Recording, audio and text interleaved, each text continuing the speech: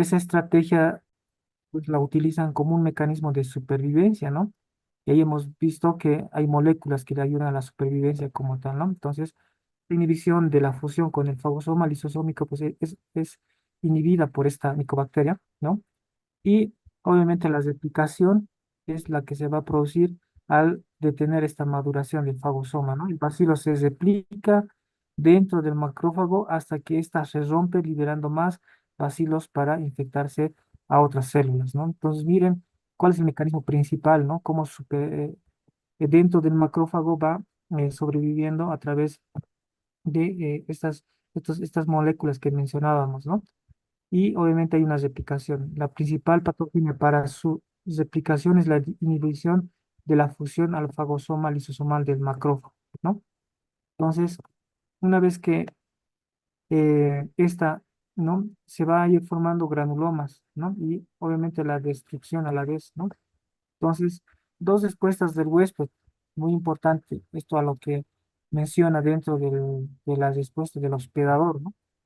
Uno es la inmunidad celular, ¿no? Los linfocitos T, ¿no? Activados, activan a los macrófagos que se vuelven capaces de destruir los bacilos. Esta respuesta es protectora y limita la propagación, ¿no? Entonces, prácticamente estos linfocitos T activan a los macrófagos para que limiten, ¿no? La propagación. Eso con la inmunidad celular, ¿no? Pero ya la hipersensibilidad tardía, esta reacción destruye los macrófagos no activados, ¿no? Y, pero también causan la necrosis gaseosa, ¿no? Generan tejido muerto, que es el sello distintivo de la patología de la tuberculosis, ¿no? Entonces, ¿cuál es la causante? Mencionábamos a un principio, ¿no? De la formación de cavidades o la formación de la necrosis gaseosa, la hipersensibilidad tardía, ¿no? Y han visto que esta es una reacción que destruye los macrófagos no activados, ¿no?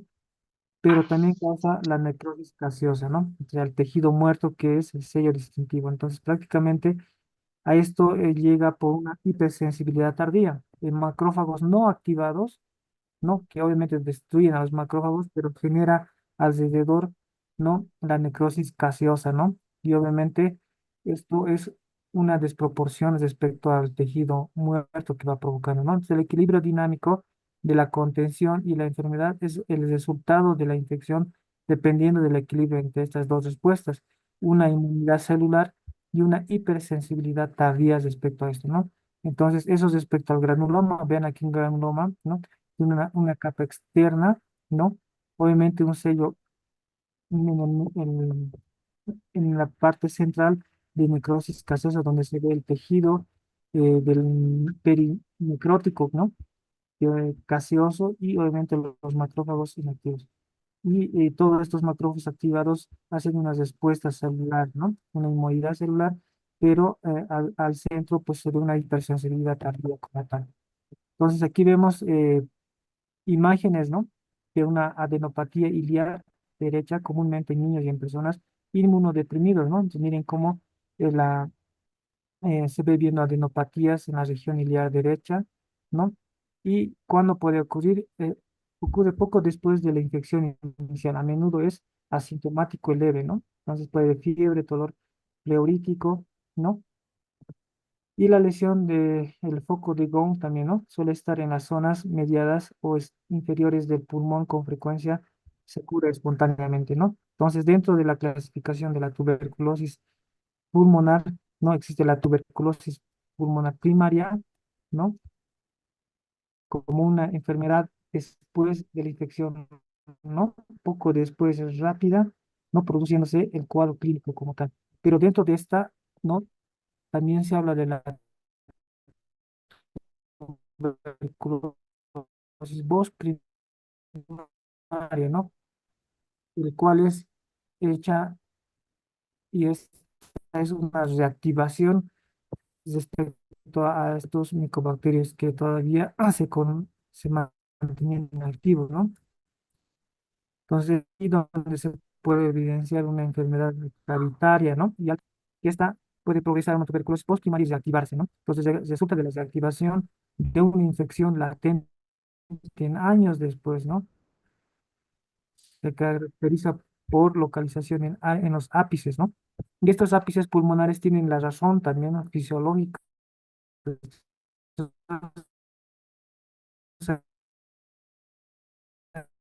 Vemos que hay áreas del pulmón, las tres zonas, ¿no? Entonces, las zonas donde más se localiza el desarrollo de estas cavidades y eh, la localización es más frecuente es porque la presión de oxígeno en estas zonas es alta, ¿no? La formación de cavidades es frecuente y es la principal fuente de transmisión, ¿no? Entonces, en una tuberculosis postprimaria, las localizaciones anatómicas tienen una razón, ¿no? Que se localizan en los ápices superiores por su alta presión de oxígeno, ¿no? Bien ventilados, pero poco profundidos, ¿no? Entonces, ahí viendo, ¿no? Entonces, aquí vemos una imagen tomográfica cuando el contenido falla, ¿no? Entonces, aquí vemos igual otra cavitación pulmonar, ¿no? Derecha, el centro caseoso del del granuloma se ocasiona, ¿no? Erosiona y la pared de un bronquio, ¿no? Y obviamente es altamente contagioso respecto a la erosión del pared de la pared del bronquiolo, ¿no? O del bronquio como tal. El contenido se viene en las vías respiratorias, dejando una cavidad. Y dentro de la cavidad, el ambiente rico en oxígeno permite que el Mycobacterium tuberculosis se multiplique masivamente, ¿no? Entonces, los bacilos son expulsados con la tos, perpetuando el ciclo de transmisión, ¿no? Entonces, la cavitación, ¿no? Y obviamente este paciente de alto contagio, ¿no? Viendo otras fronteras orgánicas, viendo las características igual tomográficas en una tuberculosis renal, ¿no? Bien cómo se ve acá el riñón, ¿no? Dentro de esas hay las calcificaciones visibles en el riñón derecho, ¿no? Vean aquí delimitado, ¿no? Unas imágenes hipertensas, ¿no? Que obviamente se encuentran entre la corteza y la médula eh, del riñón, ¿no? Otras características en otra tuberculosis extrapulmonar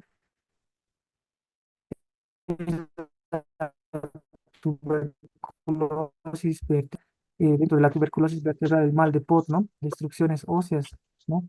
Miren que acá hay ya una destrucción ósea, hay una disminución del anillo o del espacio intervertebral con una erosión, ¿no? Destrucción y obviamente un absceso vertebral, ¿no? Lo que eh, es denominado también como mal de Pot. Y la tuberculosis miliar, ¿no? En el cual el patrón nodular difuso, ¿no? Que obviamente destaca a esta patología, obviamente de tuberculosis extrapulmonar, ¿no? La TB extrapulmonar ocurre entre 10 a 40% de los casos, ¿no? Y la diseminación se produce por vía hematógena y linfática desde la infección pulmonar inicial. Y obviamente los pacientes con mayor recurrencia de estas, los que tienen VIH o algún dato de inmunosupresión, donde puede afectar a más del 66% de los que desarrollan esta enfermedad, ¿no? Pues los sitios comunes, el primer sitio común de una tuberculosis extrapulmonar son los ganglios linfáticos, seguida de la pleura, el sistema higiénico urinario, huesos y articulaciones, ¿no? Pero, ¿cuál es la primera causa o cuál es el lugar sitio común más frecuente de una tuberculosis extrapulmonar? Son los ganglios linfáticos, ¿no? Entonces, dentro de la epidemiología, colegas, entonces, miren estas cifras que se han descrito hasta el 2019, que han sacado de la literatura. Nosotros acá en Bolivia, ¿no? Nos encontramos cerca de 300 casos por cada 100.000 habitantes, ¿no? Entonces, nos encontramos en esta área con esta eh, incidencia, ¿no? De 300 casos, todavía estamos entre la mitad, ¿no? Ni siquiera estamos todavía con una baja incidencia, estamos con 300, de 200 a 299 casos por cada 100.000 habitantes por año, ¿no? Esto obviamente tomado dentro de la literatura mencionada en Harrison, ¿no? Bolivia se encuentra con esa incidencia. No, las cifras clave obviamente son 10 millones de nuevos de casos estimados en todo el mundo. El 97 de los casos ocurren en países de ingresos bajos e intermedios, ¿no? Y el 66% de todos los casos nuevos se concentran en 8 países: India, Indonesia, China, Filipinas, Pakistán, India, ¿no? Y Sudáfrica como tal. Miren, la incidencia está en 500, ¿no? En 500 personas por cada 100.000 habitantes por año, ¿no? Entonces, la tasa de incidencia global es de 130, ¿no? Pero también igual a estos países como Estaba en ese momento, volando por el Guayaquil, vamos a ir deslizando el área, viendo los viajando audios. para ver de cerca y Ya está, ahora sí. Entonces, continuando, ¿no? Eh, Al igual, ¿no? El costo humano, obviamente, la mortalidad por tuberculosis, las cifras de mortalidad, estos datos igual son de 1,4 millones de muertes estimados por tuberculosis, ¿no? 210.000 muertes en personas con coinfección por VIH, ¿no? Y el 98% de las muertes ocurren en países en desarrollo, ¿no?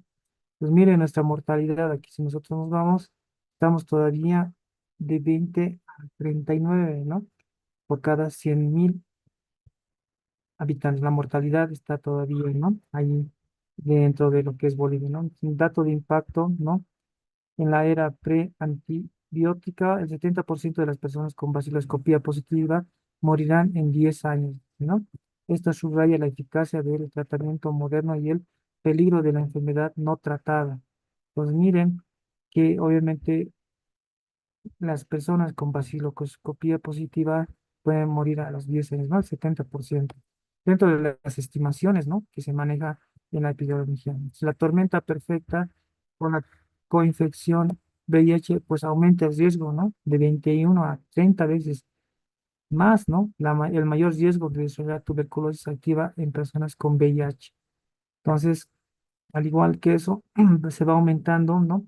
El incremento del riesgo, ¿no? El aumento 30 veces más, ¿no? Entonces, la infección por VIH es el factor de riesgo más importante para la infección latente por TB, y el VIH suprime la inmunidad mediada por los linfocitos TCD4, ¿no? Que es esencial para controlar la Mycobacterium tuberculosis, ¿no? El impacto global, ¿no? Esto en el año 2019 es de 8,2% de los nuevos casos de tuberculosis, ¿no? Entonces, obviamente esto ocurrió en personas con VIH en el 73%, ¿no? Obviamente la mayor tasa de reporte de estos de casos es en África, ¿no? Miren que está mayor a 50, ¿no? Entonces, para obviamente la amenaza creciente que hay es la resistencia, ¿no? Y hemos definido, ¿no? A un inicio también vamos a ir recordando la resistencia, ¿no? La tuberculosis resistente a múltiples fármacos, la multidrogoresistencia, define obviamente la resistencia como mínimo a la isoniazida y rifampicina, los dos fármacos más potentes.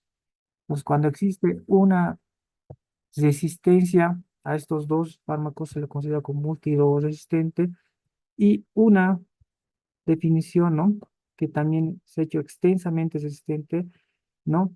Entonces, es una resistencia de tipo multidrogo resistente, más resistente a cualquier fluoroquinolona, ¿no? Aquí vamos a isoniazida, rifampicina, una fluoroquinolona y al menos un fármaco inyectable de segunda línea, ¿no? Aquí hemos visto el línea Solid, ¿no? Que hemos mencionado, el grupo A de la clasificación de la OMS, ¿no? Entonces, esta es la definición de una tuberculosis extensamente resistente, ¿no?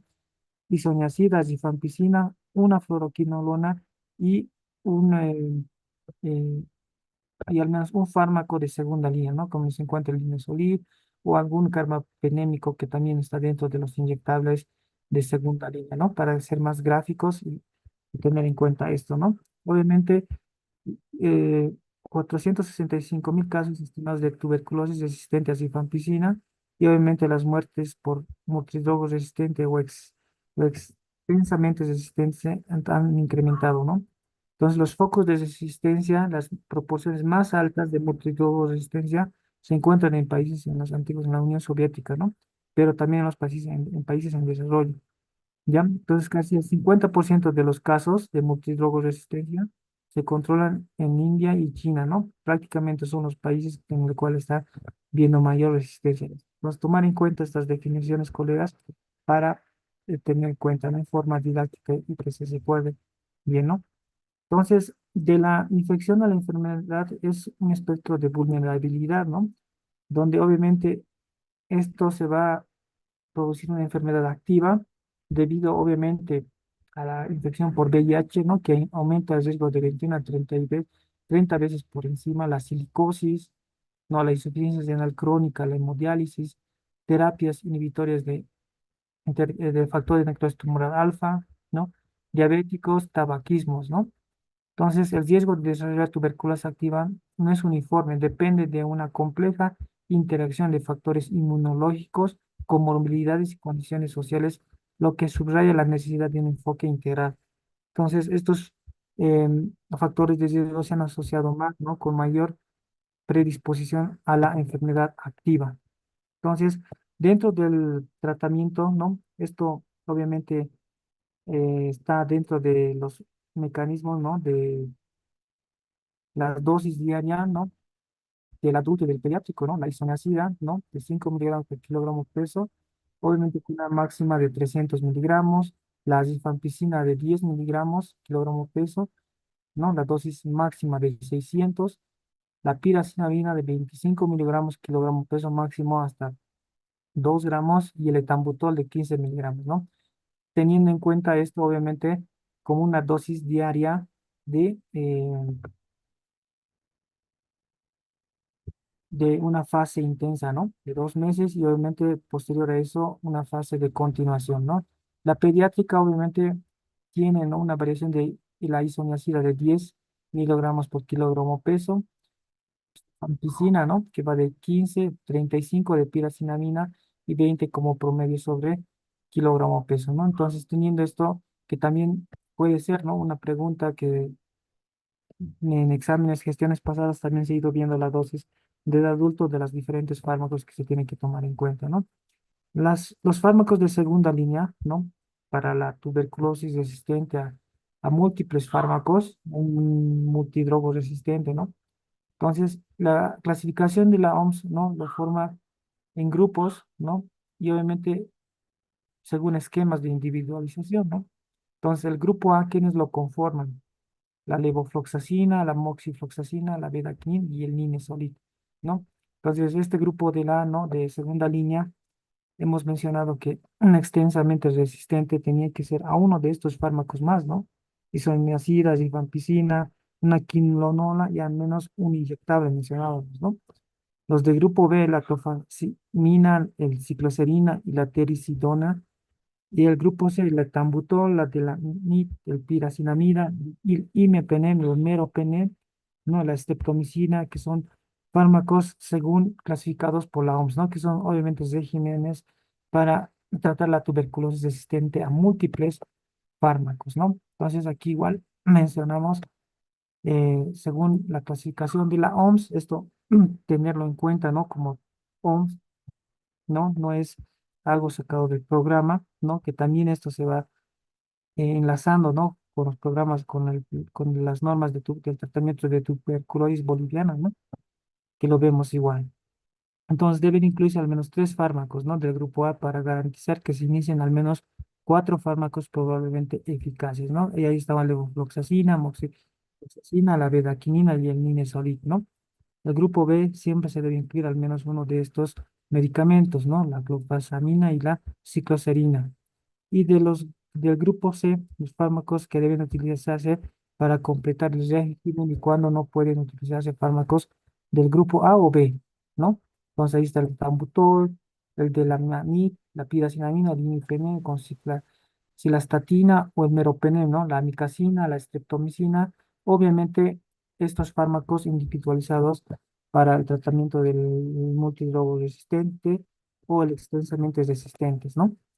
Entonces, vayamos, colegas, respondiendo las siguientes preguntas. Vamos a empezar al banco de preguntas para reforzar esta parte sobre la tuberculosis con base bibliográfica en Harrison. ¿Ya? Entonces, Nos vamos dando unos segundos, vayamos respondiendo en el chat, por favor, colegas.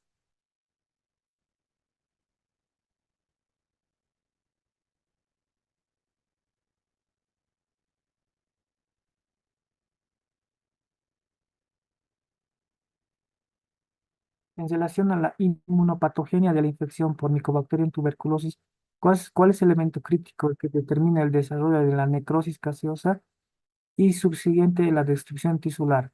¿No? Entonces, hemos mencionado que dentro de la inmunopatogenia, la respuesta de hipersensibilidad tardía, ¿no? Obviamente es la responsable de generar esto, ¿no? Esta, mientras que la inmunidad celular había dos cosas, ¿no? La inmunidad celular y la respuesta de la hipersensibilidad tardía, ¿no? Hemos mencionado que mientras la inmunidad celular protegía al hospedador activado por macrófagos para limitar esta replicación, ¿no? La respuesta de hipersensibilidad tardía es la respuesta inmunopatogénica que al intentar destruir los macrófagos infectados no activados que provoca necrosis gaseosa y el daño a tejido pulmonar, favoreciendo obviamente la cavitación en la tuberculosis, ¿no? Postprimaria. Entonces, la inmunidad celular obviamente es protector para el huésped, pero la respuesta de hipersensibilidad tardía es la que genera la necrosis gaseosa y genera la formación de la cavidad o las cavitaciones de la TB postprimaria, ¿no? Vamos con la siguiente pregunta. Nos daremos unos segundos, colegas, vayamos respondiendo.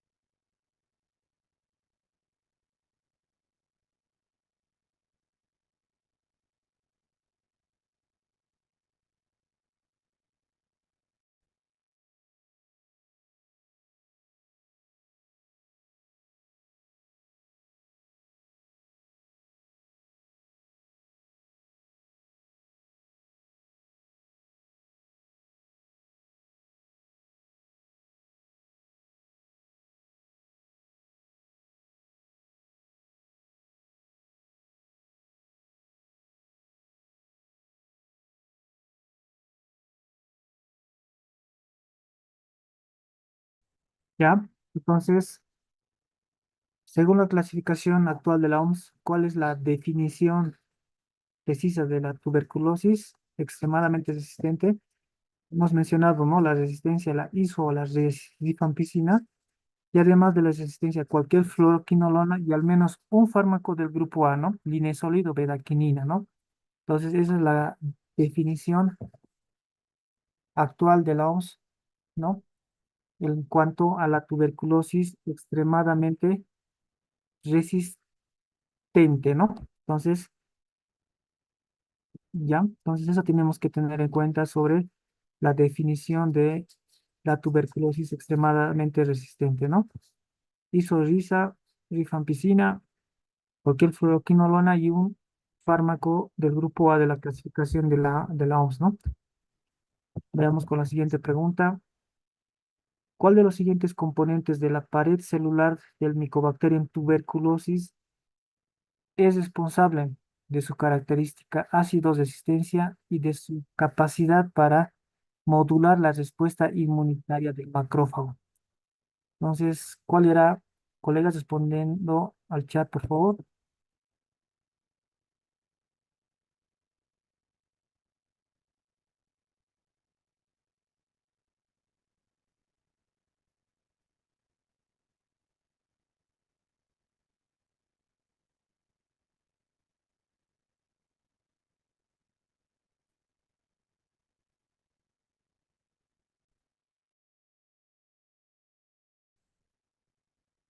Ya, entonces, el mecanismo era, ¿no? Los ácidos micólicos de cadena larga, ¿no? Que están obviamente unidos a la arabinoganolactano, que, que obviamente es la responsable de la ácido resistencia y obviamente la capacidad para modular la respuesta inmunitaria, ¿no?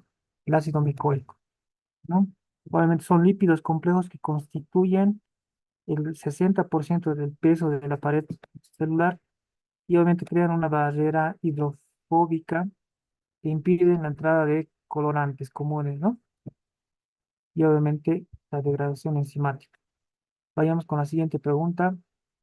Un paciente con VIH y un recuento de CD4 de 45 células por microlitro presenta fiebre y pérdida de peso, pero su radiografía de tórax es normal.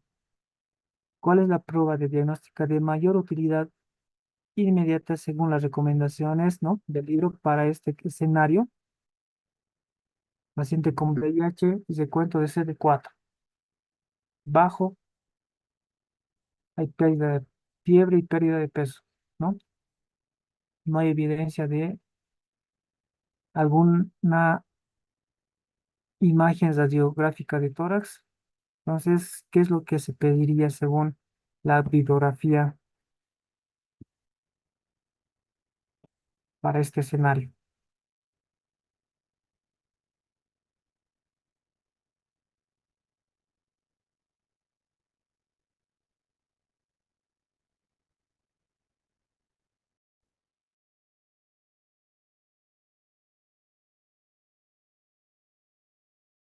¿Ya? Entonces, en este escenario, lo que recomiendan es la detección del hipoarabinomanano, ¿no?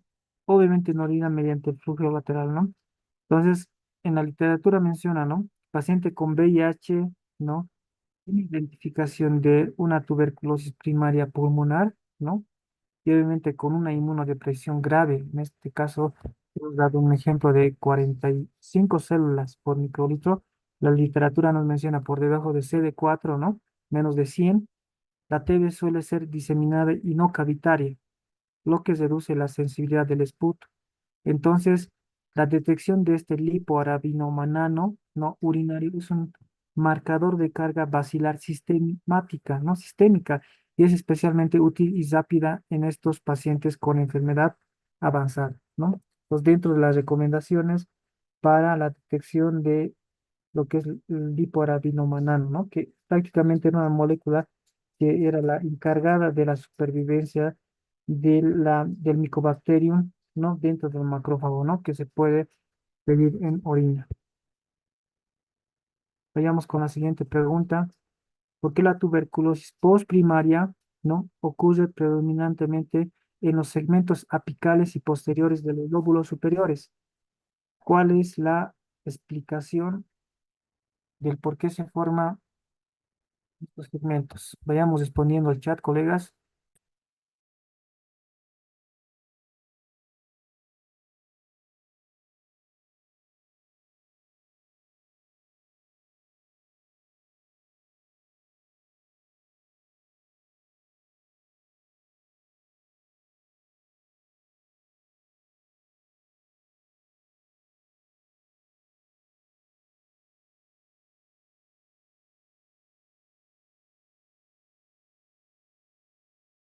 Ya, entonces hemos mencionado que el mayor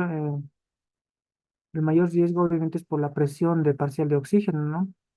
En el ápice que favorece el crecimiento del bacilo aerobio obligado estricto, ¿no? Que hemos mencionado. Entonces, los segmentos apicales tienen una relación ventilación-perfusión más alta, lo que resulta en una mayor tensión de oxígeno, creando un microambiente óptimo para la reactivación y la replicación basilar, ¿no? Entonces, es el lugar anatómico y el porqué de la replicación, ¿no?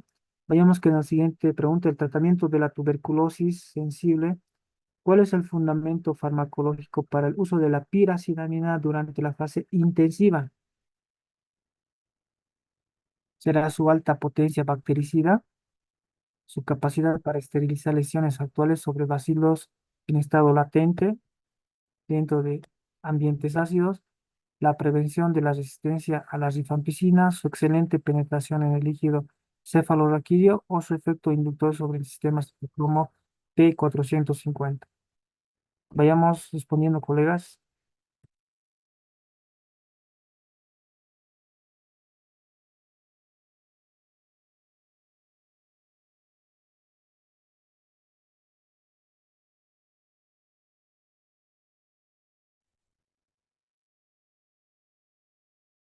El fundamento es por su capacidad para esterilizar lesiones al actuar sobre bacilos en el estado latente dentro de ambientes ácidos, ¿no? Dentro de los fagosomas, ¿no? Es única por su actividad en este medio ácido, ¿no? Es un fármaco esterilizante, ¿no? Pues lo ponemos entre comillas, ¿no? Que actúa sobre las poblaciones bacilares de metabolismo lento, ¿no? E intracelulares, lo que permitió acortar el tratamiento de 9 a 12 meses a 6 meses, ¿no? Prácticamente es el medicamento esterilizante por excelencia como tal, ¿no? Vayamos con la siguiente pregunta. ¿Qué característica distingue epidemiológicamente al complejo Mycobacterium tuberculosis de otras micobacterias no tuberculosas? ¿Cuál es la característica que esta va a distinguir? A ver, vayamos respondiendo al chat, colegas.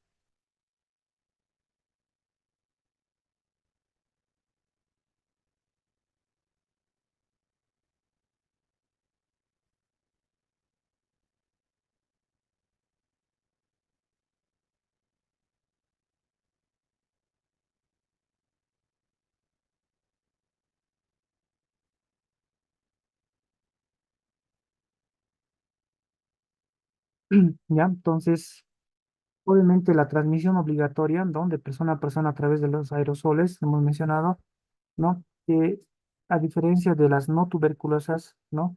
Que son obviamente ubicuas en el ambiente y no suelen transmitirse entre humanos. Pero la Mycobacterium es un patógeno humano casi exclusivo, cuya transmisión depende de la eliminación de núcleos o de gotitas de aerosoles eliminadas por un paciente infectado, ¿no? Vamos con la siguiente pregunta. En la patogenia del granuloma, ¿cuál es la función primordial de los linfocitos TCD4?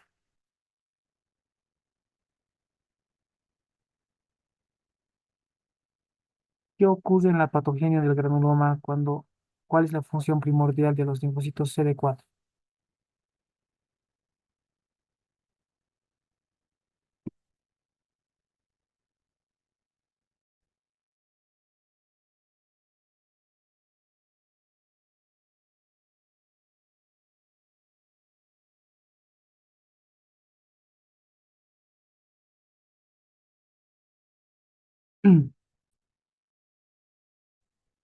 ¿Ya? Entonces, la patogenia del granuloma, ¿no? Obviamente es la secreción de interferón gamma, ¿no? Para activar a los macrófagos y potenciar su capacidad bactericida, ¿no?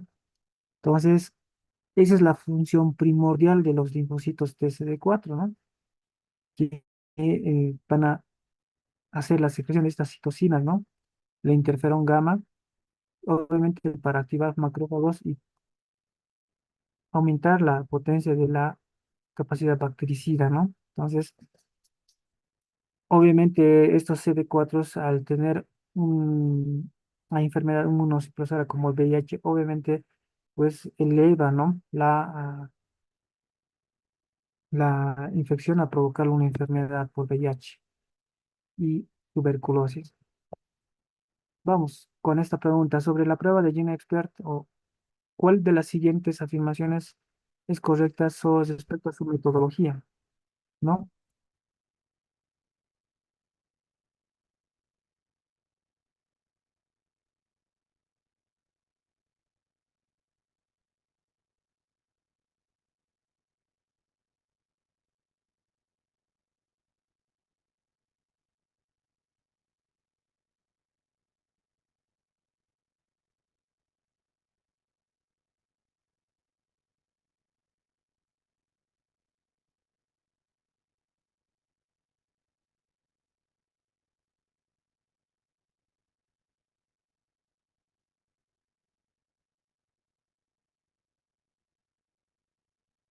Ya. Entonces, el mecanismo por el cual, bueno, es el correcto, obviamente utiliza, ¿no? La PCR en tiempo real para eh, amplificar una región específica, ¿no? Del gen RPO-B de la tuberculosis, ¿no? Del micobacterio. Y obviamente esta no diferencia micobacterias vivas o muertas, ¿no? O sea, no se puede diferenciar, pero sí por PCR en tiempo real para amplificar esta, ¿no? Es obviamente una de las metodologías por el cual se utiliza esta prueba como tal. Un paciente inicia tratamiento con el esquema isoniazida, rifampicina, piracinamida y etambutol, ¿no? a las 3 semanas presenta hiperuricemia asintomática, ¿no? ¿Cuál es la conducta recomendada y el fármaco responsable, ¿no? Del incremento de estas. Entonces, ¿qué haríamos frente a un paciente que está recibiendo un esquema intensivo, ¿no? Inicial, a las 3 semanas presenta hiperuricemia asintomática. Pues, ¿qué conducta y qué medicamento sería la responsable por el cual se genera esta hiperuricemia?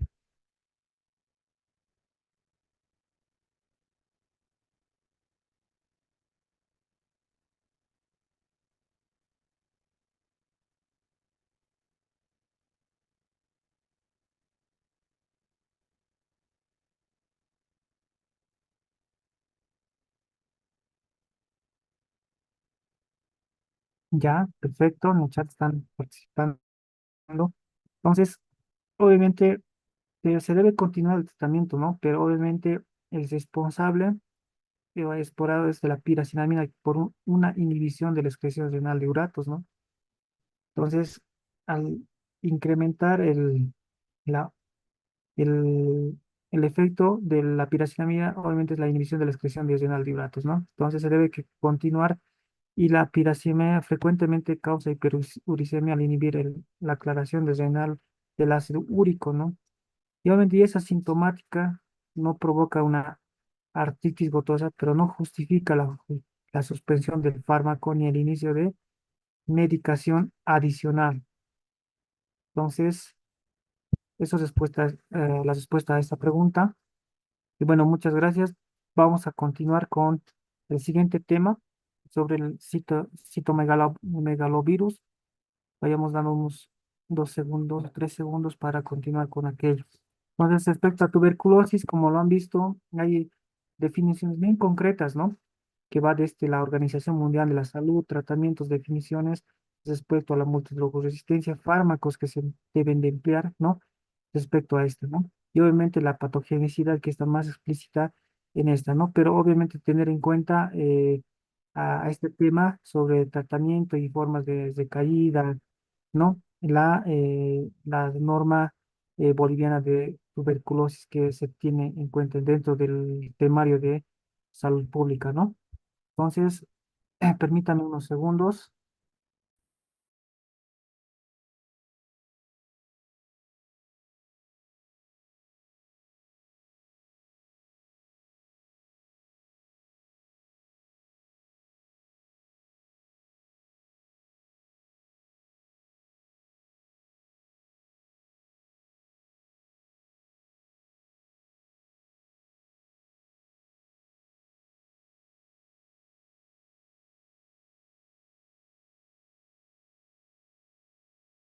Recording in progress.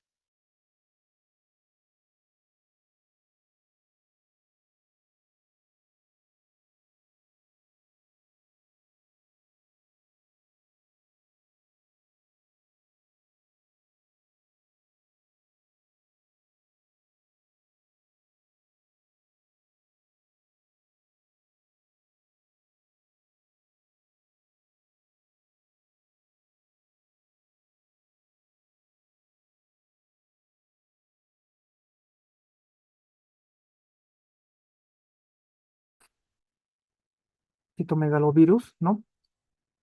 Entonces, dentro de este temario, ¿no? Justamente está incluido el citomegalovirus dentro de las enfermedades virales, ¿no? Y a tomar en cuenta también de que puede ser una de las causas, unas preguntas que están añadiéndose al temario, ¿no? Que ahora, como han visto colegas, pues muchas sociedades de las diferentes especialidades, nefrología, anestesiología, ¿no? Pues están recalcando, ¿no? El, eh, el, el que sea transparente, ¿no? Por todas algunas eh, in- puntos observados que ha habido en la previa, ¿no? En el 2025 ha habido prácticamente unas objeciones respecto al examen de la residencia, ¿no? Pero pues muchas sociedades de las especialidades, ¿no? Están pronunciándose y esperemos que pues también sean dentro de del examen de la residencia, pues uno de los observadores, ¿no? Están pidiendo igual observadores internacionales, obviamente para que todo sea transparente como tal, ¿no? Ya, entonces eso es respecto a las últimas noticias que les quería mencionar. Bueno, el citomegalovirus, vamos a continuar. Eh, bueno, les presento un paciente de 48 años de edad, ¿no? Vamos a poner acá. 48 años de edad, antecedente de eh, series receptor de trasplante renal hace 3 meses debido a una nefropatía diabética, ¿no? Obviamente, dentro de la serología, ¿no? Pretrasplante fue obviamente el donante cero positivo y el receptor obviamente cero negativo, ¿no? Entonces recibe terapia inmunosupresora, ¿no? Con micofenolato, mofetilo y tacrolimus, ¿no? Y prednisona dentro de la terapia inmunosupresora, ¿no? No encontrando bajo profilaxis universal con antivirales, ¿no? Entonces, miren que se trata de un paciente post-trasplantado por el cual se encuentra con un tratamiento inmunosupresor, ¿no? Viendo al donante cero positivo y al receptor cero negativo, ¿no? Entonces, el motivo de consulta de este paciente, ¿no? El paciente acude a urgencias refiriendo un cuadro de 10 días de evolución caracterizado por fiebre persistente, ¿no? Escalofríos, diaforesis nocturna, fatiga intensa, malestar general, ¿no? Anorexia, pérdida de peso de 3 kilogramos, ¿no? En los últimos 3 días presenta diarrea acuosa, ¿no? De 5 a 6 deposiciones día, con dolor abdominal tipo cólico y retrorragia o retrorragia leve, ¿no? Entonces, miren que vino ya prácticamente en su post-control con un cuadro febril, ¿no? Con malestar general, con un cuadro diarreico, ¿no? De tipo acuoso y obviamente con un dolor abdominal y la rectorragia leve. Dentro del examen físico como tal, la presión arterial mantiene en rango 110-70, una frecuencia cardíaca de 95, respiratoria de 18 respiraciones eh, por minuto y un cuadro febril de 38,5, ¿no? El paciente con aspecto de enfermedad crónica, pálido y fatigado, al abdomen blando, depresible, dolorosa la palpación con ruidos hidroaéreos aumentados y no se palpa visceromegalias evidentes, ¿no? Y obviamente no existe exantemas y no hay adenopatías cervicales. Dentro de los exámenes complementarios, el hemogramas reportan una leucopenia de 2400, la linfocitosis atípica, ¿no? 15% de linfocitos activados en frotis, ¿no? Esto debido a una leucopenia, pero una linfocitosis atípica, ¿no? Trombocitopenia de 95, ¿no? Y dentro del reporte bioquímico, la LT se encuentra elevado con 110 unidades de litro y la fosfatasa alcalina moderadamente, ¿no? Una creatinina de 1,5 miligramos ligeramente aumentado respecto a su basal. Y dentro de los estudios microbiológicos específicos, ¿no? Existe una prueba cuantitativa de ácidos nucleicos, ¿no? Por PCR para citomegalovirus, el resultado de la carga viral elevada, ¿no? Hasta de 550.000 copias por ml, ¿no? Y el coproanálisis negativo para la toxina de Clostridium difficile, ¿no? Y parasitosis descartadas, ¿no? Entonces, este es un cuadro que presenta, ¿no? Por PCR un resultado de carga viral elevada, ¿no? Se realizó una colonoscopia donde se observa múltiples úlceras pequeñas, son friables, ¿no? De la mucosa en colon descendente y sigmoides. La histopatología de biopsia de colon presenta de células citomegálicas, ¿no? De 2 a 4 veces mayores que los normales, con inclusiones intranucleares grandes y excéntricas rodeadas por su halo claro, ¿no? Ojo que esta em, identificación histopatológica se conoce como ojo de lechuza, ¿no? Característico de una biopsia de colon provocado por el citomegalovirus, ¿no? Entonces, el tratamiento que se realizó respecto a esto, dada la gravedad del cuadro por enfermedad de citomegalovirus con afectación del órgano terminal y colitis, ¿no? En un paciente inmunodeprimible, ¿no? Por el tratamiento recibido, ¿no? Se decide el tratamiento antiviral de inducción, ¿no? Con ganciclovir, ¿no? A dosis de 5 miligramos kilogramo peso cada 12 horas y se prefiere la vía IV inicialmente debido a los síntomas gastrointestinales, ¿no? Por las deposiciones líquidas que presentaba y el ajuste de la inmunosupresión, ¿no? La reducción temporal de las dosis de micofenolato para favorecer la respuesta inmune del hospedador contra el virus y el seguimiento tras 14 días de tratamiento IV y mejoría clínica, ¿no? Obviamente el cese de la fiebre y la diarrea se realiza en la transición a valganciclovir, ¿no? Vía oral, que obviamente son mecanismos de primera línea, ¿no? De 900 miligramos cada 12 para completar el ciclo de inducción 21 días que ha recibido totales, ¿no? Y posteriormente continúa con dosis de mantenimiento de 900 miligramos al día. Entonces, miren cómo el mecanismo del tratamiento por la vía inicial y del ganciclovir, ¿no? Y posteriormente con la continuación del ganciclovir. El control hematológico se vigila estrechamente el recuento de neutrófilos ante el riesgo de neutropenia por el fármaco, ¿no? Obviamente presentado en el 25% de los pacientes, ¿no? Entonces, ¿a qué familia y subfamilia pertenece el citomegalovirus? Según sus características biológicas, ¿no? Entonces, pertenece a la familia de los herpevirus, ¿no? Obviamente de DNA de doble hebra y específicamente es clasificado como un herpes virus beta, ¿no? Entonces, obviamente aquí entra el herpes virus, ¿no? Pero obviamente esto es de DNA de doble hebra y en la cual es clasificado como un herpes virus beta como tal, ¿no? Porque la serología, ¿no? Del donante y el receptor del paciente representa un alto riesgo en este paciente, ¿no? Hemos mencionado que el donante era cero positivo y el receptor era cero negativo, ¿no?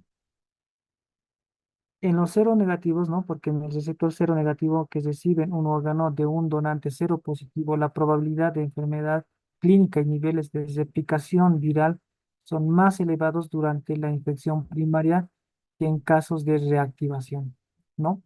Entonces, tener un receptor, ¿no? Cero negativo y obviamente que recibe un donante cero positivo, pues la probabilidad de una enfermedad clínica es mucho mayor, ¿no? Y obviamente es más duradera y la infección primaria que en casos de una reactivación. ¿Cuál es el hallazgo histopatológico patognomónico del citomegalovirus, ¿no? Entonces, los hallazgos histopatológicos como tal, hemos mencionado, ¿no? El ojo de lechuza, ¿no? La presencia de células aumentadas de tamaño con inclusión intranucleares rodeadas de un halo claro. Lo vamos a ver esto en imagen, conocidas como inclusiones en ojo de lechuza, ¿no? Entonces, el hallazgo histopatológico no es clínico, no es semiológico, es histopatológico y obviamente patognomónico del citomegalovirus es el ojo de lechuza, ¿no? Pues en este paciente, ¿por qué la faringitis exudativa y la adenopatía cervical eran raras de encontrar, ¿no? Dentro del citomegalovirus se asocia, ¿no? Con una faringitis exudativa y adenopatía, pero a diferencia de la mononucleosis, ¿no? Por el virus del Epstein-Barr, en el síndrome del citomegalovirus, la mononucleosis por citomegalovirus, la faringitis y la adenopatía cervicales son poco comunes, ¿no? Entonces, lo que lo diferencia de otras mononucleosis como el virus de Epstein-Barr, ¿no? En el cual es frecuente la faringitis, el exudado, las adenopatías. Pero en la mononucleosis, en el síndrome de citomegalovirus, pues es rara la faringitis y las adenopatías cervicales. ¿Qué método de diagnóstico se considera de elección para monitorizar la carga viral y pronosticar el riesgo de avance de la enfermedad? Entonces, ¿qué método diagnóstico es de elección para monitorizar la carga viral, ¿no? Y el pronóstico. Entonces, hay una prueba cuantitativa de los ácidos nucleicos, ¿no? mediante obviamente por PCR en sangre u otras muestras, ¿no? Entonces, la cuantificación de ácidos nucleicos mediante la PCR es el método de elección para monitorizar la carga viral y pronosticar obviamente el pronóstico y el avance de la enfermedad. ¿Cuál es el mecanismo de acción del ganciclovir contra el citomegalovirus? ¿No? Que es un fármaco de primera línea para el tratamiento de esto.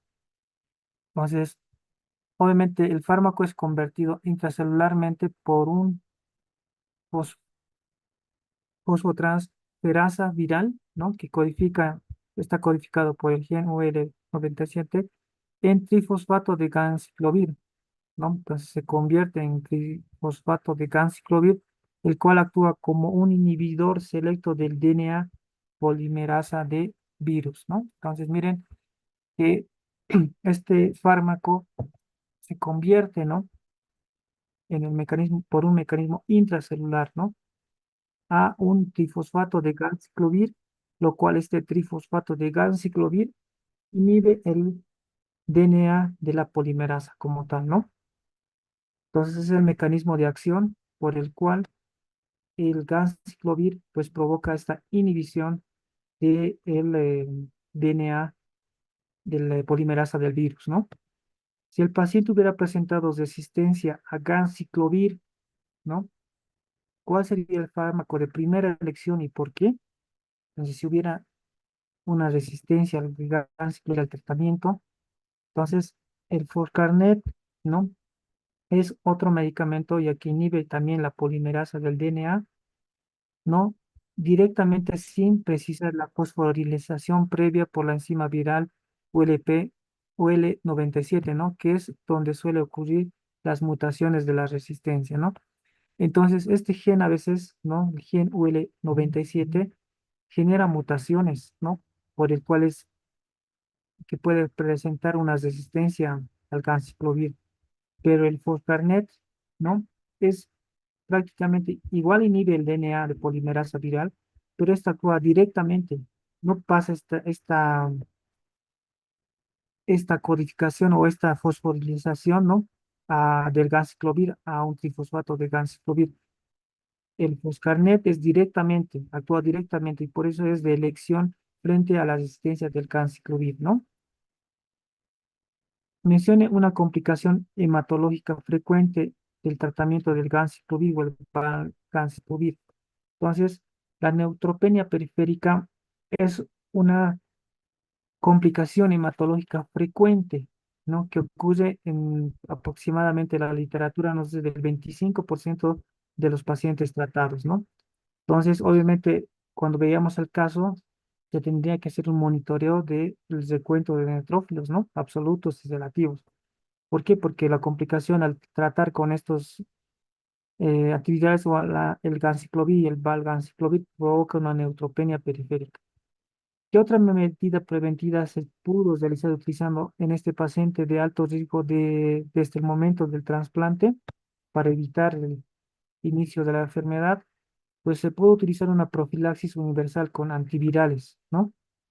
Con valganciclovir durante un periodo de 100 a 200 días post-trasplante, ¿no? Entonces, lo que recomiendan, ¿no? En estos pacientes trasplantados para evitar y evitar llegar una recaída por la infección por citomegalovirus, no es la utilización de valganciclovir, ¿no? Ya como una dosis profiláctica de 100 a 200 días, ¿no? Nos indica. ¿Qué hallazgos radiológicos pulmonares son típicos si este paciente hubiera desarrollado una neumonitis por citomegalovirus, ¿no? Entonces, los infiltrados bilaterales intersticiales o reticulonodulares que típicamente comienzan en la periferia de los lóbulos inferiores y se extienden hacia el centro, ¿no? Entonces, esa es una característica, ¿no? Pulmonar frecuente de una neumonitis por citomegalovirus, ¿no? Las imágenes reticulonodulares intersticiales que avanzan desde la periferia de los lóbulos inferiores hacia el centro, ¿no? Entonces es una característica de una neumonitis por citomegalovirus, ¿no? El citomegalovirus, ¿no? Prácticamente tiene múltiples caras, ¿no? obviamente dominando el diagnóstico y el manejo de un herpes virus ubicuo basado en todas las evidencias que menciona el texto, ¿no? Entonces, el citomegalovirus es importante patógeno humano en todos los grupos de edad, caracterizado por una notable dualidad clínica, ¿no? En el huésped sano causa desde infecciones subclínicas, asintomáticas, hasta un síndrome de mononucleosis, ¿no? En el huésped inmunodeprimido, ¿no? Como les presentaba en el caso, provoca una enfermedad diseminada y grave que puede ser mortal. Y en el feto es una causa significativa de defectos congénitos graves, ¿no? Como la enfermedad de inclusión citomegálica, ¿no? Entonces, este citomegalovirus depende, ¿no? Del huésped sano, del huésped inmunodeprimido, que obviamente va a ser más letal, y obviamente del feto con eh, o defectos congénitos que se pueda presentar, ¿no? Entonces, dentro de la familia del herpes viridae, ¿no? La biología es un herpes virus beta, mencionábamos, ¿no?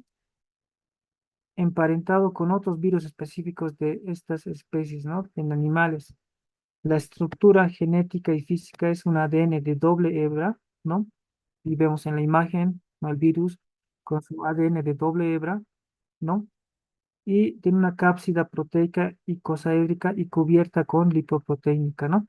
Entonces prácticamente tiene una cubierta, ¿no? De lípidos, ¿no? Tiene los cápsides y tiene el ADN de doble hebra. Entonces el ciclo de replicación, ¿no? Prácticamente se replica en el núcleo originado infección lítica, productiva o latente, ¿no? Crece preferentemente en fibroblastos en cultivo, ¿no? Y la citopatología definitiva produce células de gran tamaño, citomegalia, ¿no? Con inclusiones intranucleares grandes. Miren acá. Y aquí es lo que le caracteriza. Este es el famoso ojo de lechuza, ¿no? Miren, esta es la citopatología distintiva, ¿no? Células de gran tamaño, citomegalia, ¿no? Con inclusiones intranucleares acá, ¿no? Grandes. ¿No? Y citoplasmas más grandes, ¿no? Entonces, esto es la característica de la histopatología, ¿no? El ojo de lechuza como tal. Entonces, es la imagen para que no se olviden el signo patognomónico histopatológico de la enfermedad como tal. Entonces, la distribución mundial, ¿no? De la seropositividad en adultos es mayoritaria, ¿no? En muchas regiones, ¿no? Dentro de América y Canadá, esto implica la reactivación, es más común que la infección primaria en inmunodeprimidos, ¿no? Entonces, las vías de transmisión principales, obviamente, requiere la exposición íntima y prolongada, ¿no? En la infancia, la leche materna, saliva, heces, orina, frecuentemente en guarderías, ¿no? Las vías de transmisión en adolescentes y adultos. La transmisión puede ser sexual, ¿no? Semen, secreciones cervicales, ¿no? Y la iatrogénica, ¿no? La transducción de productos hemáticos, ¿no?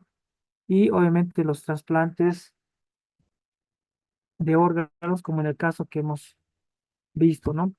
Entonces, una vez infectado, el individuo probablemente sea portador del virus toda la vida, ¿no?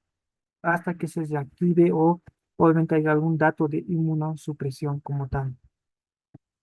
La patogenia, ¿no? De la delicadeza en el equilibrio entre la latencia y la reactivación, ¿no? Entonces aquí vemos que hay una infección primaria donde puede ser latente y asintomático, ¿no? Obviamente en congénita la prima infección materna es más grave, ¿no? En el inmunocompetente, una vigorosa respuesta de los linfocitos T, CD8, los linfocitos atípicos controla el virus, pero causa el síndrome de la mononucleosis, ¿no? Esta mononucleosis producido por el citomegalovirus. Pero ya una infección latente y una reactivación del citomegalovirus persiste indefinitivamente, ¿no? El desencadenante clave es el deterioro de la inmunidad mediada por linfocitos T. Las situaciones de alto riesgo, ¿no? Trasplantes de órganos, neoplasias, VIH, ¿no? Y pacientes obviamente críticos en terapia intensiva son obviamente unos los factores de riesgo para la reactivación de la enfermedad. Pues toda alteración con la inmunodepresión, pues es un factor de riesgo importante para la reactivación, ¿no? Entonces, la firma patológica, la célula en ojo de lechuza, ¿no? Es prácticamente, ahí como ven, ¿no? La inclusión intranuclear, como mencionábamos, tiene un núcleo, ¿no? Y el agrandamiento del citoplasma que hace el halo claro, ¿no? Como tal. Entonces, in vivo, las células de 2 a 4 veces, ¿no? Van más grandes que las circundantes, hay una inclusión intracelular excéntrica y obviamente puede haber posibles inclusiones citoplasmáticas granulosas acá, ¿no? La localización se encuentra en numerosos órganos, glándulas salivales, pulmones, hígados, riñones e intestino, ¿no? En este caso, en el caso clínico, veíamos que se encuentra en la biopsia que se ha realizado a través de una colonoscopía, ¿no? Y la respuesta inflamatoria predominantemente compuesta por células plasmáticas, linfocitos y monocitos macrófagos, ¿no? Entonces, hay una tabla de comparativa entre la mononucleosis por citomegalovirus y la mononucleosis posible por el virus del Epstein-Barr, ¿no? Entonces, las manifestaciones más frecuentes después del periodo neonatal es un síndrome de mononucleosis sin anticuerpos heterófilos, ¿no? El periodo de incubación es de 20 a 60 días y la duración de 2 a 6 semanas. Entonces, esta tabla comparativa, ¿no? De la mononucleosis por citomegalovirus y de Epstein-Barr, ¿no? Presenta, ¿no? La fiebre elevada, que es muy elevada, ¿no? Y es frecuentemente en el citomegalovirus, al igual que en la mononucleosis, pero no de una fiebre elevada intensa, ¿no? La fatiga intensa y la faringitis, ¿no? ¿Cuál era la diferencia entre las dos?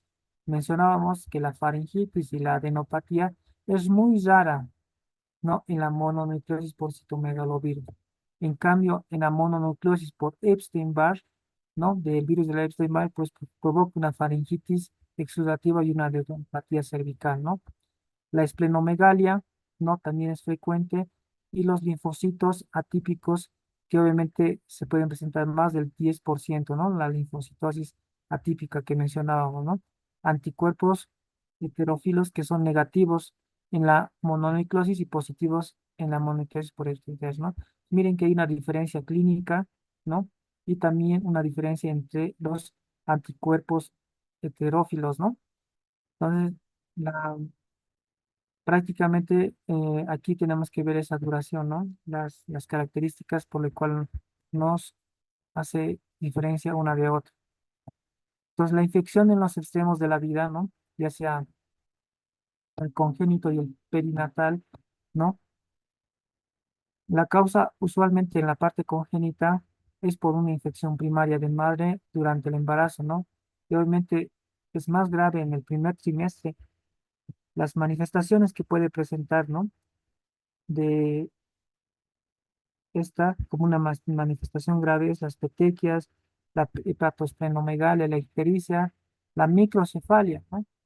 Con o sin calcificaciones cerebrales y obviamente un retraso del crecimiento uterino. También es obviamente una de las causas para provocar algún eh, embarazo prematuro o un abortus, ¿no? Que se van desarrollando referente a la infección primaria de origen congénito, ¿no? Obviamente, estas secuelas a largo plazo, la mayoría de los supervivientes graves presentan un deterioro intelectual o una hipoacusia neurosensitiva, ¿no? La infección perinatal durante o después del parto es la exposición al canal del parto o a la leche materna, que es el mecanismo de eh, transmisión, ¿no? Las manifestaciones, la gran mayoría de los recién nacidos a término permanecen asintomáticos, pero en prematuros puede asociarse a una neumonitis intersticial prolongada, adenopatías y hepatitis como tal, ¿no? Ahora, dentro de la población y los factores de riesgo en el huésped inmunodeprimido, ¿no? Ahí vemos factores de riesgo clave, ¿no? Y los síndromes principales que se pueden presentar y la estrategia de manejo de prevención y tratamiento. Entonces, en una población, en este caso el feto, ¿no? La infección materna primaria, especialmente al inicio del embarazo, hemos mencionado que en el primer trimestre, ¿no? Los síndromes principales es la enfermedad por inclusión citomegálica, ¿no? Que prácticamente presenta petequias, hepatoesplenomegalia, secuelas neurológicas. El tratamiento es el ganciclovir seguido de ganciclovir viral, ¿no? Para recién nacidos sintomáticos, ¿no? Presentando este síndrome o esta enfermedad por inclusión citomegálica, ¿no? La, Desde el sector de trasplante de órgano sólido, como en el caso del caso clínico que mencionábamos, el donante cero positivo y el receptor cero negativo, el tratamiento de ese rechazo o en la inmunosupresión intensa puede ser un riesgo clave aquí, ¿no? Entonces ahí presenta el síndrome por citomegalovirus, leucopenia, febril, ¿no? Trastornos digestivos como una colitis, la neumonía, característico, ¿no? Del síndrome principal que hemos presentado el caso clínico, ¿no? Un síndrome por citomegalovirus, en el cual presentaba leucopenia, una linfocitosis atípica, ¿no? Pese a que tiene una leucopenia, trastornos digestivos, ¿no? Colitis y neumonía. La prevención hemos mencionado, ¿no? La profilaxis y el tratamiento preventivo que se debe realizar con valganciclovir y el tratamiento, obviamente, primeramente iniciar el ganciclovir intravenosa para continuar con el valganciclovir por vía oral, ¿no? Según la tolerancia y el receptor de trasplante de células madre, ¿no? Que es otra población en la cual se puede presentar la enfermedad por injerto contra hospedador y la edad avanzada del receptor, los receptores seropositivos, que son factores de riesgo clave. El síndrome principal que puede presentar es la neumonía y los trastornos digestivos, ¿no?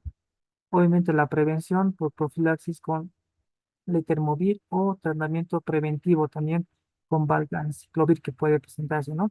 El tratamiento continúa, ¿no? Con el ganciclovir, el valsaclovir, pero si hay una alteración en el ganciclovir o el valganciclovir, puede utilizarse aquellos que van directamente como el Foscarnet, ¿no? Y la pacientes con VIH, ¿no? Factor de clave siempre es la disminución de menos de 50 unidades de linfocitos TCD4, ¿no? Por microlitro. Y obviamente la seroposibilidad previa para citomegalovirus. ¿Qué es lo que te provoca en pacientes con VIH? Aquí esta negrita es la retinitis por citomegalovirus, ¿no? Entonces, es una presentación frecuente en pacientes con VIH, la retinitis y obviamente trastornos digestivos y trastornos neurológicos que se pueden asociar, ¿no? Pero la retinitis es más frecuente en pacientes con VIH. La prevención obviamente se hace en una terapia antirretroviral, ¿no? Obviamente de base, y efectivizar o efectivar para mantener un CD4 mayor a 100, ¿no? Y el tratamiento es el ganciclovir, valganciclovir o el foscarnet o el cidofovir, ¿no? Como tratamiento y la prevención que se maneja en diferentes poblaciones respecto al citomegalovirus, ¿no? Entonces, el foco en el trasplante es el reto del citomegalovirus post-injerto, ¿no? El citomegalovirus es el virus patógeno que más frecuentemente complica los trasplantes. Entonces, aquí sería igual otra pregunta, ¿no? La citomegalovirus o el agente causal de fracasos, ¿no? En pacientes con trasplante de órganos es el citomegalovirus, ¿no? El factor de riesgo principal, la incompatibilidad serológica también, ¿no? Que es otro factor de, del trasplante, ¿no? La infección primaria del injerto suele ser más grave que la reactivación. El órgano trasplantado es un blanco particular, ¿no? Por ejemplo, la hepatitis en trasplante hepático o la infección por citomegalovirus es un factor de riesgo independiente para el fracaso del injerto y la muerte, ¿no? Entonces, la zona de mayor riesgo, obviamente, son en el trasplante de estos órganos, obviamente, según el tiempo, ¿no? Hemos mencionado que la retinitis, obviamente, por citomegalovirus, es la mayor presentación que se puede presentar en la población con VIH, ¿no? Entonces, miren que aquí en el paciente con SIDA mostrando una zona arqueada, ¿no? ¿No? Una zona arqueada de la retinitis con hemorragias y tumefacción del disco óptico, ¿no? Entonces, esta es la característica de mayor frecuencia en pacientes con ya SIDA, una fase SIDA, un paciente con VIH, ¿no? Que se presenta como una retinitis por citomegalovirus. Obviamente, causa principal de la ceguera en pacientes inmunocomprometidos y obviamente históricamente han sido avanzado, ¿no? El umbral crítico de riesgo ocurre principalmente por linfocitos CD4 por debajo de 50 células, ¿no? Por microlitro. Entonces, tomar en cuenta estas eh, formas de diagnóstico y la presentación más frecuente, ¿no? La apariencia, obviamente, inicial son pequeñas zonas blancas y opacas de necrosis retinianas granulosas. Y obviamente va a progresar a la extensión centrífuga con hemorragias y un revestimiento vascular y el edema como tal, ¿no? Entonces la incidencia ha ido disminuyendo con el tratamiento antirretroviral, pero puede causar exacerbaciones al iniciarla, ¿no? Prácticamente en el síndrome de esta presentación. Ya dentro del diagnóstico preciso de la sospecha a la confirmación, se debe sospechar, obviamente, una sospecha clínica por la enfermedad por citomegalovirus, ¿no? Y ahí que es donde va entrando el rol de la serología, ¿no? La evaluación de riesgo, ¿no? Pre y post trasplante. El método, obviamente, por el PCR que hemos mencionado, ¿no? De selección para la prueba de la cuantificación, ¿no? De los ácidos nucleicos es el estándar, ¿no? Que se usa en sangre, en líquido cefalorraquídeo, ¿no? Y la carga viral pronostica el riesgo de la progresión, ¿no?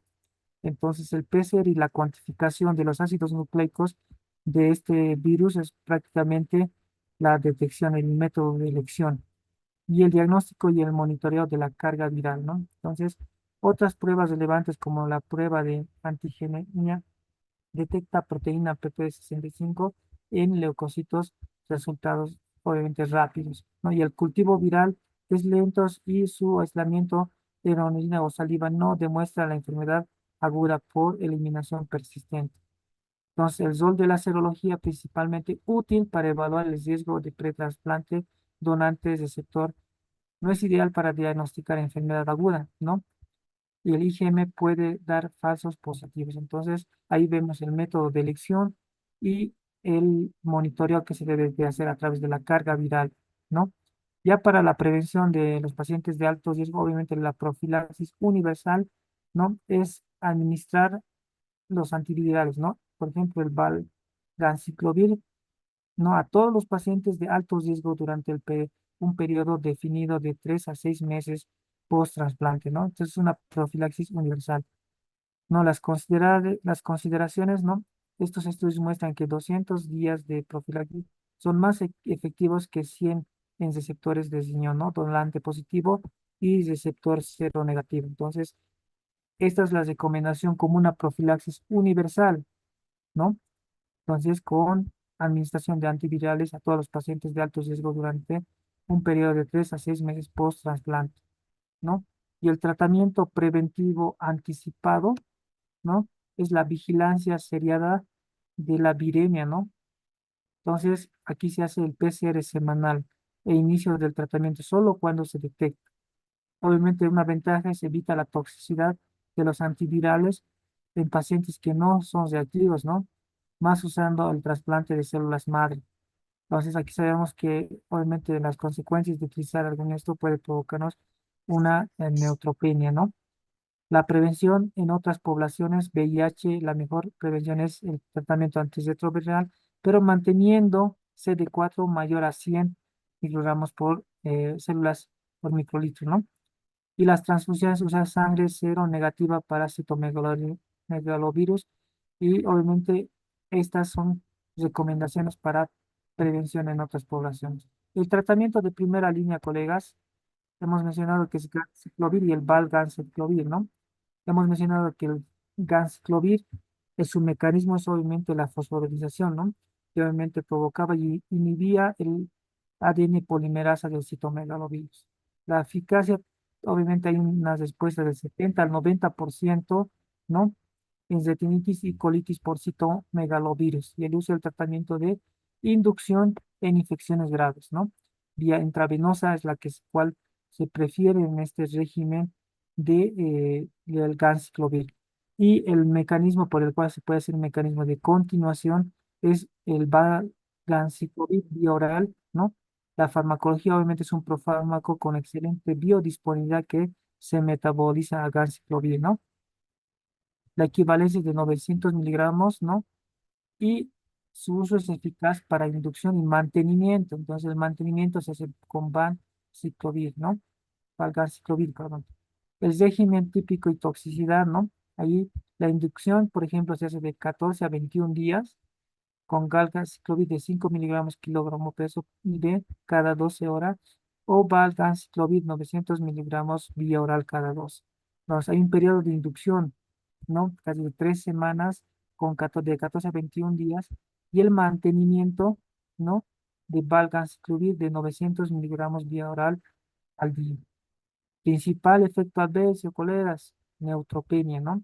En el 25% de los pacientes que puede presentarse y obviamente es manejable con factores estimuladores de colonias. Entonces, hay otros fármacos, el manejo de resistencia en casos complejos, el Foscarnet y el Cidofovir, que son adyuvantes a la resistencia, ¿no? Obviamente, el Foscarnet hemos indicado que puede ver cuando hay una resistencia al ganciclovir, ¿no?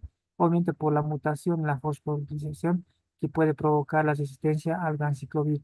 Entonces, y pacientes con mielosupresión severa que no toleran el ganciclovir también es un tratamiento de elección, ¿no? El mecanismo obviamente es igual, inhibir la ADN polimerasa, pero no requiere la fosforilación, que es lo que provocaba la resistencia al ganciclovir, ¿no? La toxicidad significativa, hay una disfunción renal, alteraciones eléctricas, náuseas y úlceras que se pueden presentar, ¿no? En el tratamiento con Foscarnet.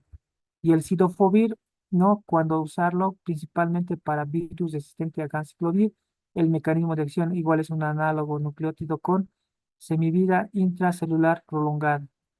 No, la administración es intermitente y obviamente la toxicidad es grave, provoca una grave nefrotoxicidad, ¿no? Dependiente de la dosis, ¿no? Requiere rehidratación con salina y o administración de probenecid, ¿no? Entonces, obviamente por su toxicidad, la nefrotoxicidad, hay que ver el riesgo-beneficios respecto al uso de estas, ¿no? Ya dentro de las perlas clínicas esenciales para el dominio del citomegalovirus, ¿no? Un invasor oportunista, ¿no? La perla que estamos mencionando, es un virus latente de por vida. La enfermedad clínica es casi siempre un marcador de una inmunodeficiencia subyacente de linfocitos T, ya sea trasplantes, quimioterapia, VIH, ¿no? Lo segundo, obviamente, ante un paciente inmunodeprimido con fiebre, leucopenia, neumonitis, colitis o síntomas visuales como la retinitis, el citomegalovirus debe estar en el diagnóstico diferencial principal. Entonces, siempre pensar en este tipo de pacientes inmunodeprimidos, fiebre, leucopenia, neumonitis, colitis o síntomas visuales, retinitis. ¿Qué población se presentaba con mayor frecuencia? VIH. ¿No? Entonces, hacer un diagnóstico diferencial principalmente, ¿no? El diagnóstico es cuantitativo, ¿no? Obviamente la detección del virus es por el PCR, ¿no? Que detecta la cuantificación de eh, la carga viral en sangre, ¿no? Y obviamente es el método de elección en el diagnóstico cuantitativo, ¿no? El manejo estratégico, ¿no? Tratamiento con o ganciclovir es muy efectivo, ¿no? Hay una fase intensiva, ¿no? Que se hace y una fase de mantenimiento, ¿no? El alto riesgo de la adhesión entre profilaxis universal y tratamiento preventivo es fundamental para equilibrar la eficacia y la toxicidad. Entonces son 4 pilares claves que nos deja respecto al manejo. Colegas, ya para culminar, vayamos terminando con esta banco de preguntas respecto a este tema de citomegalovirus y vayamos respondiendo en el chat respecto a la biología y la replicación del citomegalovirus humana. Señale la afirmación correcta. Es un herpes virus gamma con genoma de RNA de cadena sencilla. ¿Será esa la respuesta? O posee simetría icosaédrica y su replicación ocurre predominantemente en el citoplasma celular. En cultivos hísticos, el virus muestra una preferencia de crecimiento en linfocitos TCD4 o su replicación se caracteriza por la formación de inclusiones intranucleares grandes y citoplasmáticos más pequeños y se distingue de otros herpes virus únicamente por su envoltura lipoproteínica creciendo de especificidad de especie, ¿no? Entonces, ¿cuál es respecto a su biología y replicación del citomegalovirus? Vayamos dando unos segundos.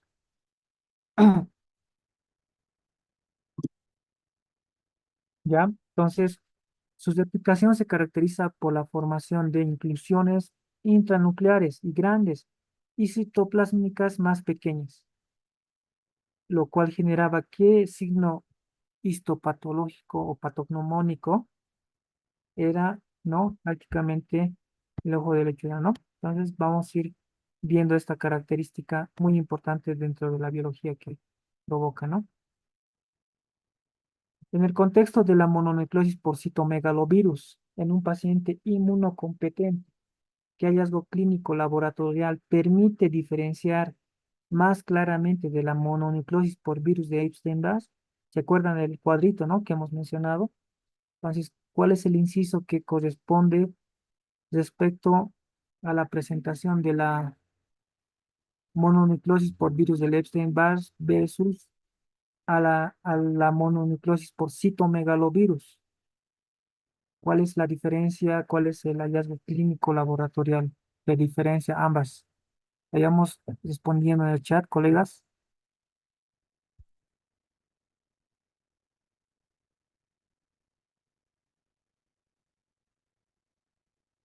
Ya, entonces la elevación moderada de aminotransferases, están mencionando otras, y otras dicen presencia de linfocitosis relativa.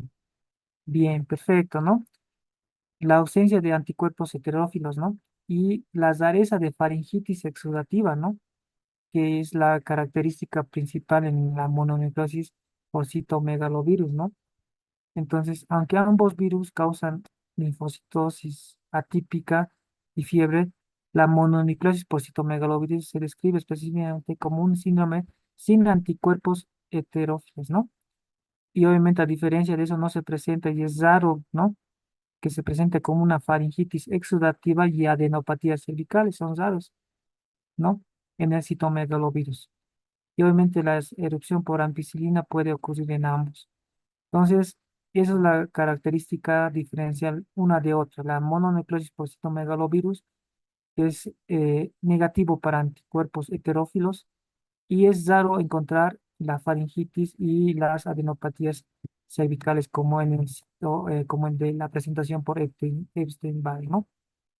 Vamos, sobre la patogenia de la infección por citomegalovirus en el hospedador inmunodeprimido. Es cierto que vamos viendo el inciso correcto, vayamos poniendo en el chat. La reactivación de un virus latente tiene mayor probabilidad de ser clínicamente grave en una infección primaria. Será el citomegalovirus contribuye activamente a la hiporrespuesta de los linfocitos T, facilitando su superinfección por otros patógenos oportunistas. Será los receptores de trasplante cero positivos están protegidos contra la reinfección por cepas variantes del donante, o el periodo de mayor riesgo para la enfermedad clínica en los trasplantados sin profilaxis es la primera semana post cirugía, o la activación de linfocitos B por el virus es exclusivamente monoclonal. Entonces, el citomegalovirus, ¿no? Induce un estado de inmunodepresión que favorece la infección por bacterias, hongos, Pneumocystis jirovecii, ¿no? La enfermedad suele ser más grave tras una infección primaria que tras una reactivación. Importante, ¿no? Que prácticamente facilita una superinfección por otros patógenos. Obviamente toda infección oportunista, ¿no? Los receptores seropositivos sí pueden reinfectarse con variantes del donante. Entonces, lo toman en cuenta, ¿no? Como un factor. En relación con la infección congénita por citomegalovirus, señale el enunciado correcto. ¿Qué pasa en la infección congénita por citomegalovirus? Vayamos respondiendo, colegas.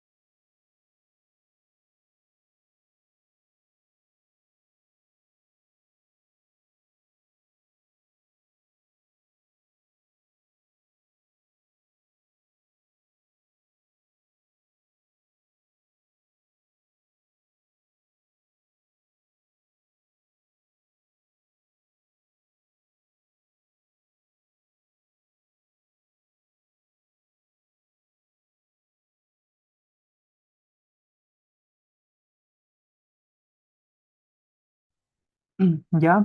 Entonces, las infecciones durante el tercer trimestre tienen mayor relación con complicaciones neurosensitivas que las del primer trimestre, ¿no?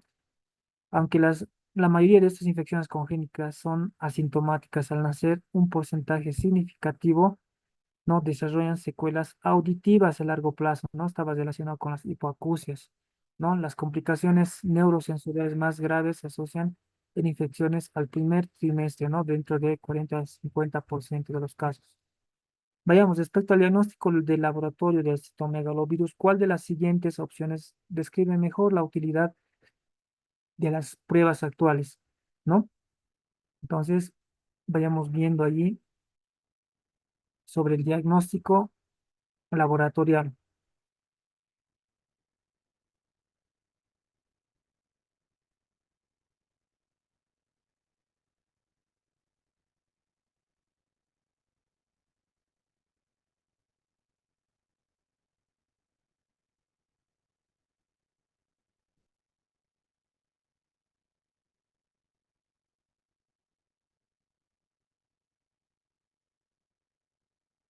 Ya, bien.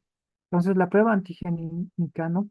Ofrece resultados positivos varios días antes que el cultivo convencional, ¿no? Entonces, esta prueba de antigenemia, ¿no? Prácticamente detectado por la PCR, ¿no? Del DNA del virus, del citomegalovirus, pues es una de elección, ¿no? Prácticamente en el aislamiento en orina no prueba infección aguda, ya que la eliminación puede durar años, ¿no? Y obviamente el DNA en líquido cefalorraquídeo es útil para el diagnóstico neurológico. Sobre el tratamiento farmacológico del citomegalovirus, es correcto afirmar que, vamos viendo ahí, colegas, será que el ganciclovir es un anólogo de la adenosina que inhibe la síntesis del RNA mensajero. El foscarnet requiere de fosforilación por la enzima ULP97 para ejecutar su acción antiviral, ¿será? El valganciclovir oral de 900 miligramos produce concentraciones sanguíneas inferiores a las obtenidas con ganciclovir. O el foscarnet es de primera elección para infección por citomegalovirus resistentes al ganciclovir debido a que no precisa fosforilización. La neutropenia inducida por ganciclovir es irreversible y contraindica permanentemente el fármaco. Entonces, ¿cuál es correcto, colegas? Hemos hablado de estos medicamentos. Vayamos respondiendo al chat. Muy bien. Rosa, Marisol,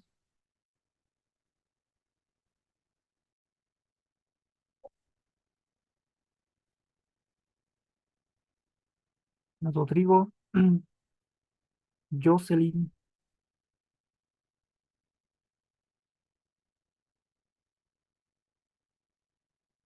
ya, Gonzalo, José, Jimmy, Andrea. Bueno, entonces sí, ¿no? Evidentemente, el postcarnet, ¿no?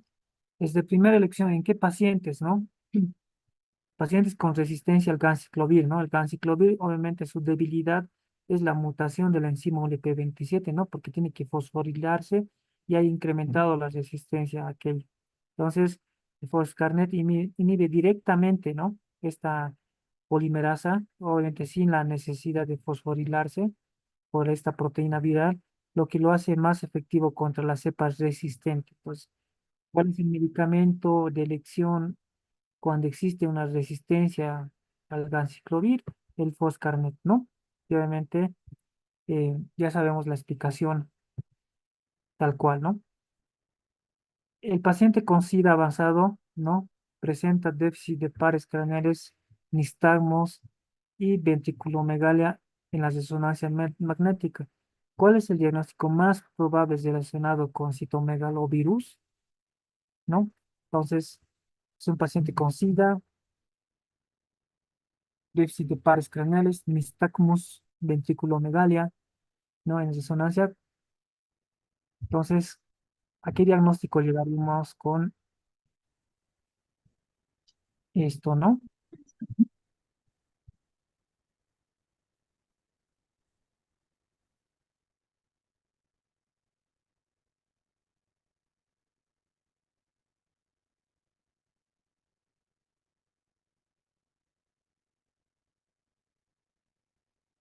Ya.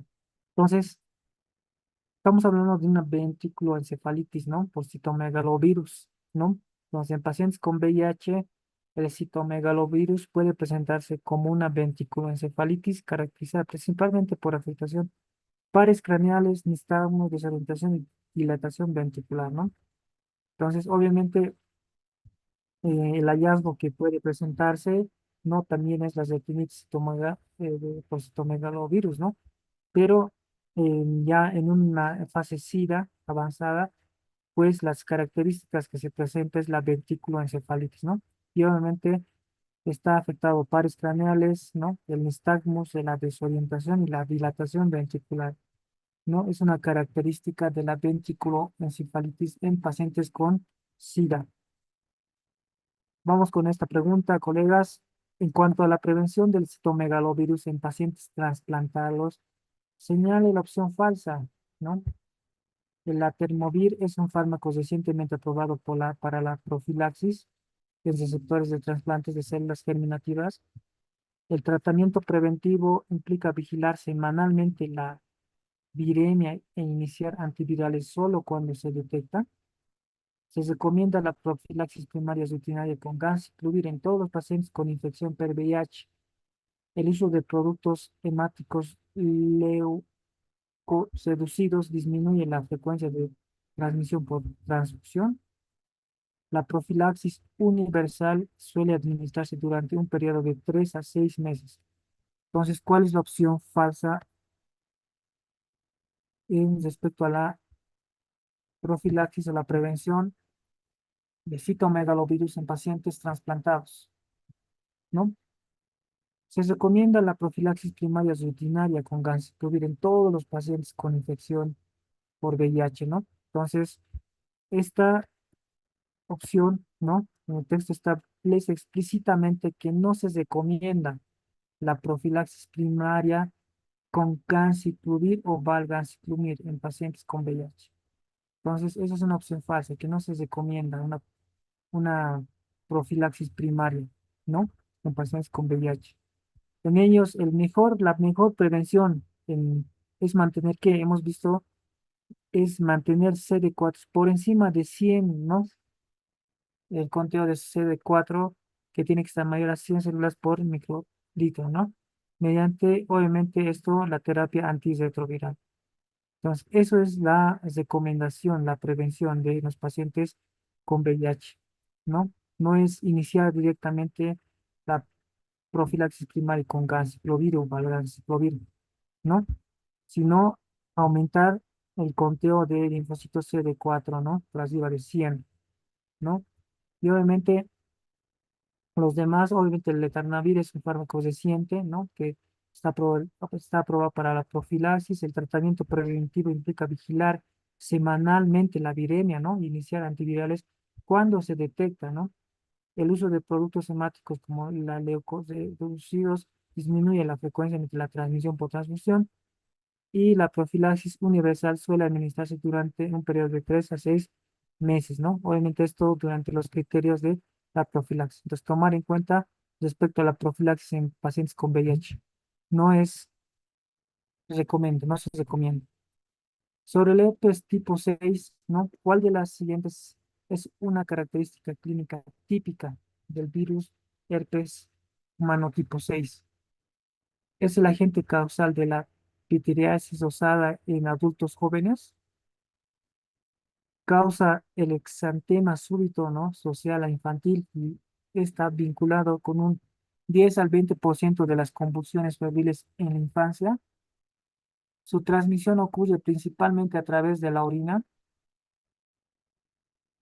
de hermanos menores, y en receptores de trasplantes, la encefalitis límbica por el herpes virus, ¿no? Humano tipo 6 se caracteriza por amnesia y niveles elevados de sodio, o la seroposibilidad para este virus, herpes virus humano tipo 6, al nacer es del 80% debido a la producción endógena de anticuerpos. Entonces, ¿cuál de estas siguientes se caracteriza? Es la característica clínica del herpes virus humano tipo 6. Vamos a dar unos segundos, colegas. para ver la característica clínica típica de este virus, herpes virus. ¿Ya? Entonces, la característica típica clínica del herpes virus humano es que causa un exantema súbito, llamada rociola infantil, y obviamente está vinculado hasta el 20% con las convulsiones febriles en la infancia, ¿no? Entonces, herpes virus humano tipo 6, ¿cuál es la característica típica? Exantema súbito y convulsiones febriles en la infancia, ¿no? Entonces, obviamente, es una causa importante de convulsiones febriles sin eritema en niños, ¿no? Y la encefalitis límbica se asocia con hiponatremia, no niveles elevados de sodio, ¿no? Hiponatremia. En el síndrome de citocinas inflamatorias relacionadas con el herpes humano tipo 8, ¿no? Estamos hablando ahora del virus, herpes virus humano tipo 8 se caracteriza por en el síndrome de citocinas inflamatorias, ¿no? Está relacionado con el herpes virus humano tipo 8. ¿Por qué se caracteriza? Porque hay niveles elevados de interleucina 6 humana y viral e interleucina 10 humana con alta mortalidad. Será porque hay una infección asintomática crónica que no afecta a pacientes inmunodeprimidos,